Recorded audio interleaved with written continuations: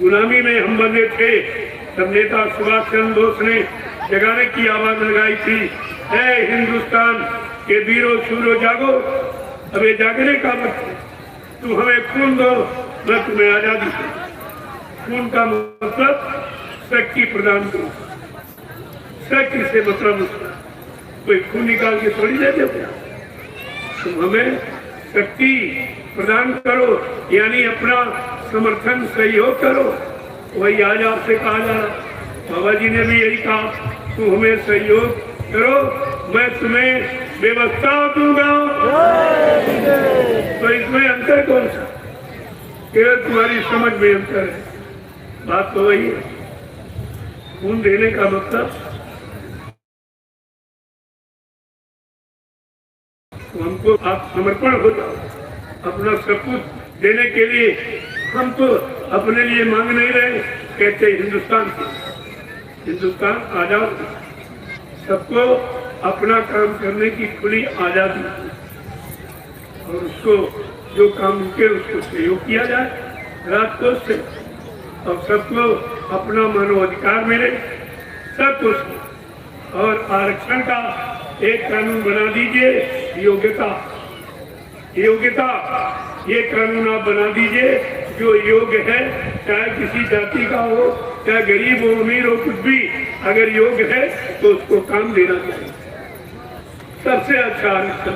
और तुम्हारा आरक्षण लगाने बढ़ाने उनका 80%, उनका 70%, पढ़ने लिखने वाले जो अच्छे बेचारे कहते उनको कुछ नहीं, और जो पढ़ने लिखने में कमजोर है उनको 80% मदद मिलती, तो बेचारे अच्छे विद्यार्थी उनका हौसला मस्त हो जाता कि नौकरी तो मिलनी नहीं, क्या फायदा पड़े, चाहे जितनी मेहनत करे, चाहे इतना अच्छा डिवीजन लाए, भाई हमको तो नहीं मिला, वो एससी को फलाने को इनको, तमाम मतलब लड़ाई झगड़े के तमाम मुद्दे बनाना। केवल एक मुद्दा रखो, आरक्षण का योग्यता की योग्यता के अनुसार काम दे दो, चाहे वो किसी जात का हो, छोटा बड़ा गरीब में कुछ नहीं, केवल योग्यता। तो तुम्हारा आरक्षण सुरक्षित चलेगा और सब मान्य करेंगे। लेकिन तुमको तो आपस में लड़ाना भिड़ाना है और बीच में तुमको आनंद लेना है, बात तो इसलिए है। और लेकिन ये भारत की जनता तभी नहीं समझी थी, तो 350 वर्ष मुसलमान राज कर गए, और फिर नहीं समझी तो मुट्ठी भर अंग्रेज आए, उन्हें 200 वर्ष राज कर गए, हम भी नहीं समझे। अगर ये समझाने बताने वाले सूरवीर बहादुर न खड़े होते तो तुम सोते ही रहते। अब तुम्हें जगा दिया तो चलो, वो विदेशी थे परेशान किया, और यहाँ तो विदेशियों ने लूट दिया, यहाँ अपने घर वालों ने लूट ली, मानवता लूट ली, इंसानियत लूट ली, प्रेम प्यार मोहब्बत सेवा या सदाचार परमात्मा की आज्ञा ये सब लूट ली, माँ बहन बेटी बहू की परख और पहचान रोजी होगी सब लूट, कुछ नहीं। तो बताइए आप किसको मानो, अंग्रेज खराब थे कि उनसे ज्यादा ये, क्योंकि अंग्रेज चले गए, अंग्रेजियत अब भी जो अंग्रेजी में बोलते हो ये तुम अपने को गुलाम साबित करो कि वो चले गए, उनकी भाषा अपनी लिए घूम रहे तक पैदा, तो अपने को गुलाम घोषित कर रहे कि तुम जान लो हम अभी गुलाम अंग्रेजों की, उनकी भाषा का प्रयोग करते हैं, उनकी भाषा जवान से बोलते हैं। अरे तुमको अपनी भारतीय जो तुम्हारी हिंदी और संस्कृत जो मतलब भाषा है तुम्हें उसका प्रयोग करना चाहिए, इसी सुख शांति मिलेगी। लेकिन कुछ नहीं, यानी अंग्रेज चले गए, अंग्रेजियत अभी छोड़ गए, अभी तुम उसी को अपनाए हो और सब सारा काम उसी भाषा में हो। दूसरी भाषा का जब प्रयोग होगा, दूसरी भाषा से काम बनेगा, कानून बनेगा, तो हिंदुस्तान के लोग परेशान, वो कानून समझ ही नहीं पाएंगे। अब आप देखते हो कोर्ट कचहरी में अगर तुम्हारा कोई मुकदमा कोई झगड़ा खेत में हो जाए तो फैसला जितना मेल पर अच्छा हो उतना कहेंगे, लेकिन तुम्हारा फैसला फासले पर जितना फासला बढ़ा दे, कोर्ट ले गए, कचहरी ले गए, हाई कोर्ट ले गए, सुप्रीम कोर्ट, ये फासला बढ़ा दे, ये बदला कौन करेगा? ऐसे फंसा इसलिए बढ़ाया जाता, उस दूरी को कम करने की तुम्हारे पास पैसे ही नहीं होंगे, किराया भाड़ा ही नहीं होगा तो तुम्हें न्याय नहीं मिलेगा, तुम न्याय से वंचित। हमारा फैसला घटना स्थल पर होना चाहिए। अगर खेत में लाई है तो फैसला मेल पर वो सुरक्षित हो। लेकिन यहाँ तो बात तो ये है कि तुमको इसीलिए उन्होंने बिल्कुल बना के रखा।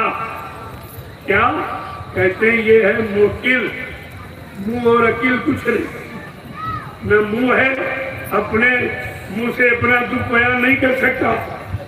अरे जो मारा गया है, दर्द जिसके हो रहा, उससे पूछा जाए वो सही बताएगा कि उसके लिए एक किराए का टट्टू एक वकील करो जिसने कुछ देखा ही नहीं, कुछ नहीं देखा, न मारते देखा न मार खाते देखा, तो उसके कौन सा दर्द है? वो तुम्हारे दर्द का बयान कर रहा, वो हमारा तुमसे पूछा नहीं जा। अरे जब तक तुमसे नहीं पूछा जाएगा भाई तुम्हारे चोट कहाँ लगी है, दर्द कितना हो रहा है, तो वो दर्द का रफा दफा कैसे हो? इसलिए तुम्हारा नाम रख ली, कहा वो मुवक्किल खड़ा, इसके मुंह और अकील कुछ न मुंह से कुछ फरियाद, क्या गूंगा बने खड़े रहो। और वो दो वकील अंग्रेजी बातों में बात कर रहे हैं और तुम ऐसे मुखाए खड़े, तो पता नहीं हमारे पक्ष में बोल रहा है कि विपक्ष में बोल रहा है। ये दोनों मिल गए हैं कि मतलब हमारी तरफ कुछ समझ में आपके नहीं आएगा। ये भारत का अंधा कानून, एक कानून ऐसा होना चाहिए कि अगर काट कर हल जोता तो वो हल जोता और कानून को यानी कहता रहेगा, सुनाता रहेगा, याद कर लिया, उससे श्लोक बन जाएंगे, दोहे बन जाएंगे, सोरठे बन जाएंगे, सवैया बन जाएगा, चौपाई बन जाएगी, यानी सब होता है। वो जो है भारत के काटकार को हिंदुस्तान का पूरा कानून याद होना चाहिए, तब तुमको कहीं कोई लूट नहीं। लेकिन कानून को अंधेरे में रखा है, अंधकार, तुमको अंधकार में रखा जाएगा, कभी बताया नहीं जाएगा। बाबा जी ने क्या कहा था? जब देश आजाद हुआ था तो आजादी की खुशहाली बनाने के लिए देश का जो भारतीय संविधान लिखा गया, सप्त ऋषियों के द्वारा, 7 ऋषियों के द्वारा बैठा कर मनोनीत किया गया, तब वो लिखा गया था। लेकिन वो तो कानून हटा दिया गया और इधर उधर अपने मतलब वाला जो 20 सूत्री कार्यक्रम, उसी को हिंदुस्तान का कानून रखा और सब बेचारे फंसे, सब रो रहे हैं, सब चिल्ला रहे हैं, लेकिन अंदर अंदर बाहर में कोई आवाज नहीं निकला, मैं कुछ कह रहा है। तो ये कब तक इस तरह आप मौन रहे, कब तक मार खाते रहोगे? आखिरकार एक न एक दिन तो आपको खड़ा होना ही पड़ेगा। मार खाने का की भी सीमा है, दुख दर्द सहने की एक सीमा है, अपराध सहने की एक सीमा है। तो कम से कम सारी सीमाएं जब क्रॉस हो जाएंगी, तुम्हारे पास कुछ नहीं बचेगा, एकदम नंगे हो जाओगे, तो फिर कहाँ से तुम्हारी मदद की जाए? कपड़े बनवाए जाए कि मकान बनवाया जाए कि व्यापार करवाया जाए, रोटी की व्यवस्था कैसे, ये सब कैसे किया जाए? और आप अभी सुनते नहीं, बिल्कुल एकदम बंद किए बैठे। बाबा जी से लोगों ने जब शिकायत की कि महाराज ये लोग चंदा नोट वोट ले लेते, 5 साल दिखाई नहीं देते, हाँ जब तुम जान गए हो तुम्हारी कोई नहीं सुनता है, तो एक बार तुम अपनी बात पर आ जाओ कि मतदान मत हो। एक बार अगर ये तुम कर लो, ये सब जान जाए कि भारतीय जनता जान, क्योंकि बगैर तुम्हारे एक का ये सरकार नहीं बनती, बगैर तुम्हारे ये गद्दी पर नहीं बैठता। गद्दी पर बैठाने का की शक्ति तुम्हारे मुट्ठी में, ऐसे जहाँ पर मोर मानते वहीं राजा पैदा हो। किसी की समझ में अभी तक नहीं आया और 70 साल की आजादी बर्बादी के कगार पर थी। इतने लोग कुर्बान हुए, इतने माताएं निपूती हुई, इतने बहनों का सुहाग लुट गया, तब आजादी का दर्शन हुआ। आज वो आजादी बर्बादी के कगार पर खड़ी, रो रही, आंसू बहा रही, केवल महात्माओं को उसको दर्द, उनके सिवा किसी को दर्द नहीं। महात्मा सबके लिए, सबका होता है, वो किसी एक का नहीं होता। हाँ, किसी माँ बाप से जन्म तो ले लेता है, लेकिन सर्वभूत हिते रखा तो सब जीवों के कल्याण के लिए उसका एक ही काम कि सबका उद्धार हो, सबका कल्याण हो, सबका भला हो, सब लोग सुखी रहें अमन चैन से, और बैठ करके भगवान का भजन सुबह शाम करें। तो बात तो इसलिए है, अब जब रात दिन रोना है, परेशान होना है, लड़ाई झगड़ों में, मुकदमों में फांस दिया, 50-50 साल हो गए, मुकदमे का कोई फैसला नहीं, तो बेचारा भजन करेगा।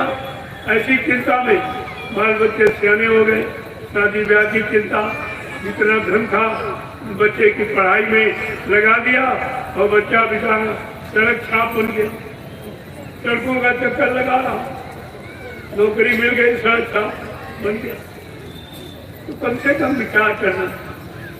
हम तो विरोध नहीं करते हैं, हम तो सलाह देते हैं और प्रार्थना करते हैं कि जब आपने एक बुद्धि का पैमाना निश्चित कर दिया कि 7 साल में कर्मचारी अधिकारी की बुद्धि विकासशील कार्य नहीं करती है, आप उसको रिटायर करते थे, बहुत अच्छा, मैं पूर्ण समझता हूँ। लेकिन इस सबके साथ यही व्यवहार हो। अगर 7 साल का एक अध्यापक जिसको सारे विषय कंठाग्र हो जाते हैं, उसको किताब की भी आवश्यकता नहीं है, तब उसको रिटायर किया जाता है और 60 साल 70 साल के बूढ़े गद्दी पर बैठा लेता। आपने कभी कानून समझाया? जब बुद्धि का पैमाना आपने बना दिया कि 7 साल में मानव की बुद्धि विकासशील कार्य नहीं करती है, तो 7 साल में चाहे अध्यापक हो, कर्मचारी अधिकारी हो, चाहे सांसद विधायक हो, चाहे राज्यपाल, मुख्यमंत्री, प्रधानमंत्री, राष्ट्रपति, कोई हो, वो तो बुद्धि का पैमाना सबके साथ एक ही होना चाहिए। अगर 7 साल में कर्मचारी अधिकारी रिटायर, तो 7 साल में प्रधानमंत्री, मुख्यमंत्री, राज्यपाल, यानी तब तो ये कानून मान लिया जाए कि चलो भारत का संविधान, ये संविधान लागू है सबको समान रूप से। लेकिन ऐसा कुछ, और तुम कुछ कह भी नहीं, तुम 7 साल नौकरी करोगे तब पेंशन के अधिकारी बनो, और उनकी सरकार अगर 2.5 साल में फेल हो गई, लेकिन सब पेंशन के अधिकारी बने, सब तुम्हारी तो पेंशन खत्म ही हो गई, वो तक सो ही रहे, अभी तक नहीं जा पाए, और उधर सब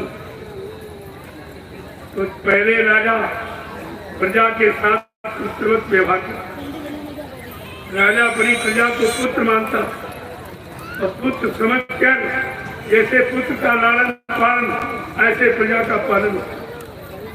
कभी राजाओं का इतिहास है। आज भगवान रामराज को क्यों आते कहते, राम राज बैठे त्रिलोका, हर्षित भय गए सब लोग। भगवान राम जब गद्दी पर बैठे तो सब सुख आ गए, सारे दुख चले गए, और यहाँ जब ये गद्दी पर बैठते हैं तो सारे सुख समाप्त हो जाते हैं, सारे दुख आ जाते। बिल्कुल उल्टा हुआ। क्यों? वहाँ राम को जब राजा बनाया गया, कोई अपने मन से नहीं, प्रथम तिलक वशिष्ठ मुनि की। यहाँ वशिष्ठ मुनि ने जो राजगुरु थे, उन्होंने तिलक करके, यानी उनको देवमस्त कहके और सब आशीर्वाद प्रदान करके बैठाया कि अब तुम ये राजा हो गए हो, प्रजा का पुत्रवत पालन करो। और आज तो कोई महात्मा गुरु तो इनका है नहीं, रोज टीका लगाते रोज मिटा देते, रोज लगाते रोज मिटा देते। वहाँ प्रथम तिलक वशिष्ठ मुनि की ना, तो वशिष्ठ मुनि ने जब राज तिलक किया और राजा बनाया, तब का तुम्हारा कर्म कर्तव्य है इस प्रजा को पुत्रवत समझना। खिला के खाना, पहना के पहनना, लेकिन आज वो सब खत्म। इस राजनीति में सब समाप्त। राज में नीति तो है ही नहीं, राजनीति तो शब्दों से बनी। राज का संबंध राजा से और नीति का संबंध गुरु और महात्मा। जब गुरु महात्मा नीति की स्थापना कर देते थे, राजा सिरोधार करके अपने राज्य में नीति को प्रयोग करता था और सबका पालन। ये इतिहास है। मैं कोई अपनी तरफ से मनगढ़ंत बात नहीं करता हूँ। ये आपका रामचरितमानस उठा लीजिए और राजतिलक कैसे किया और उसमें क्या क्या हुआ, ये सब तुमको पूरा मतलब यानी रिजल्ट मिल जाएगा। तो एक तुम्हारे सामने जब इतिहास, वो भी भगवान का, जब भगवान का इतिहास इंसान नहीं मानेगा तो परिणाम को खराब होगा। अच्छा नहीं, तो अच्छा नहीं होगा।